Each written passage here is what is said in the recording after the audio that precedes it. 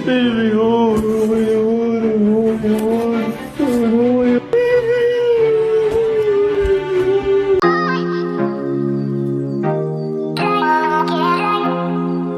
Max artist na si Gina Lima ay pumanaw matapos umanong bugbugin ng kanyang boyfriend na si Ivan Cesar Ranquillo. Si Gina ay tubong Bayugan, Mindanao.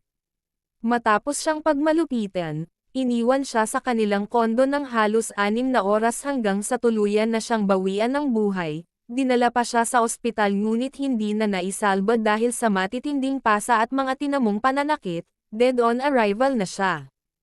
Sa gitna ng imbestigasyon sa pagkamatay ng Viva Max actress model na si Gina Lima, natagpuan namang wala ng buhay ang ex-partner niyang si Ivan Cesar Ranquillo.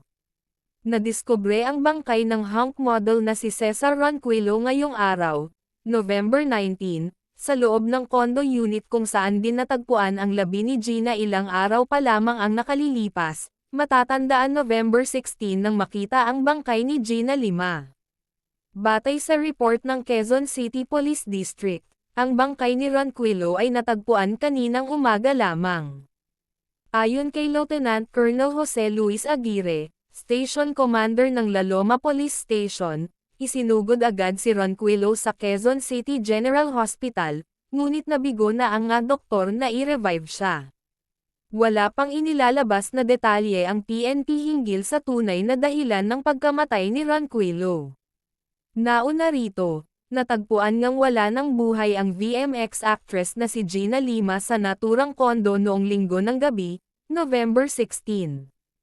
Ayon sa ulat, si Ranquillo ang nagdala sa kanyang ex-partner sa Quezon City General Hospital, kung saan idineklarang dead on arrival ang aktres.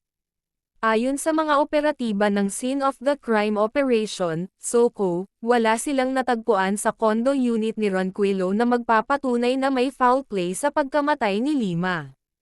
Sa initial report, ang dahilan umano ng pagkamatay ni Lima ay cardiorespiratory distress. May mga sugat at galos na nakita sa katawan ni Lima ngunit sabi ng mga investigador, these are inconclusive, at kailangang sumailalim muna sa autopsy ang bangkay para malaman ang tunay na cause of death. Bago ang pagkamatay ni Lima at Ranquillo, 3 taon na raw ang nakalilipas mula nang sila'y magkahiwalay.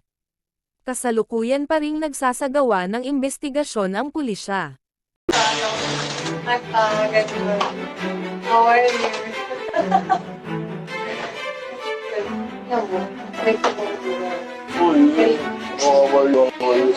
Hindi, no.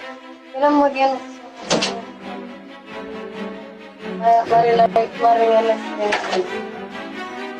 Bait ako doon. Hindi nga, pero dahil kita ko ito, di ka si Papa. Ano bang, kasama tayo eh. Ha?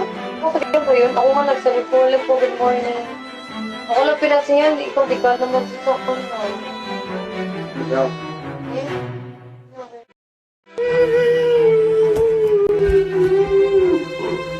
Baby, oh.